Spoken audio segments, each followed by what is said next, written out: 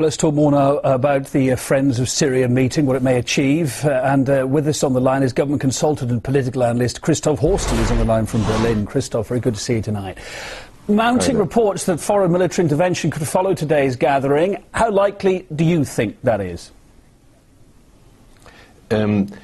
Just let me say this to take the word of your able reporter. With this kind of friendship, Syria needs no enemies. It is very clear that what happens in Syria today is breaking any law, any international charter, the Charter of the United Nations. There's gross interference. If they talk about whether they should, militarily act in Syria, well, they are doing that. NATO is doing that right now under the table with the help of some corrupt Arab states, unfortunately with the help of our dear NATO friends Turkey. So that is a very bad situation. We are lying our teeth out. We are telling the people we are not engaged in military action, but in fact we are doing that, we are guiding them. There's a German spy vessel off the Syrian Mediterranean coast, and they found turrets of a Syrian warship pointed directly into their face because they were, as the Syrians say, guiding German forces on the ground. Secret forces, of course, but they are killing anyway, and that is the situation. The Syrians right now, they are catching, French spies, British spies, Saudi spies, Turkish spies, and soldiers, regular soldiers, by the dozens. And that is a very bad situation right now. Let's talk about this meeting right now. I mean, the Friends of Syria openly opposes the Assad regime and supports the Syrian National Council, which is, of course, not even represented inside the country. Given all that, what outcome do you expect from the Friends of Syria meeting? Well, I expect two outcomes. One will be told to the stupid Western public. Stupid because our media are constantly, grossly mispresenting what is happening on the ground in Syria today.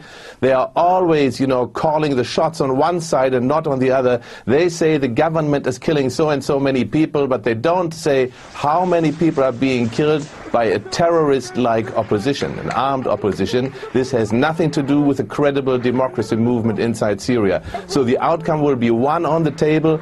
On the table there will be warnings. On the table they will be making steps ahead towards more sanctions.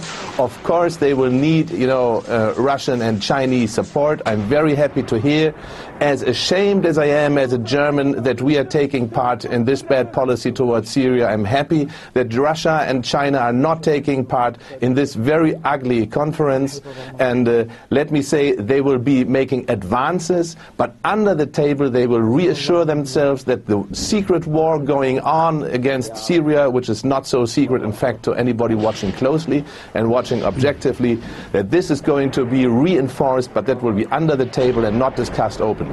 We're expected to hear tonight after this conference, Christoph, that they're going to recognise the exiled opposition as the legitimate representative of Syrians seeking peaceful democratic change. But do they really represent the feelings of the majority of Syrians? Yeah, that's another one of these dirty jokes. In fact, what we face here is some kind of, prefabricated agenda.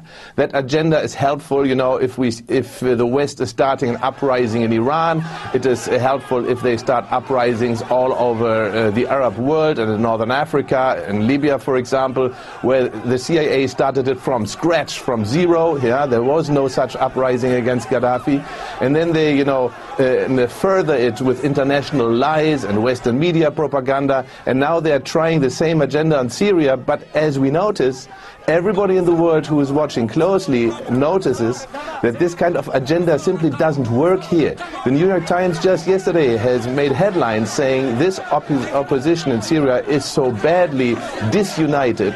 They are so much, in trouble with each other inside this opposition that there is no real thing we can do, NATO can do politically right now. Christoph, final thought, well, we've got 30 seconds. The US has made it clear it doesn't rule out giving arms to the Syrian opposition, which of course is also backed by Al-Qaeda. Now, if this were to happen, how dangerous a scenario would that be?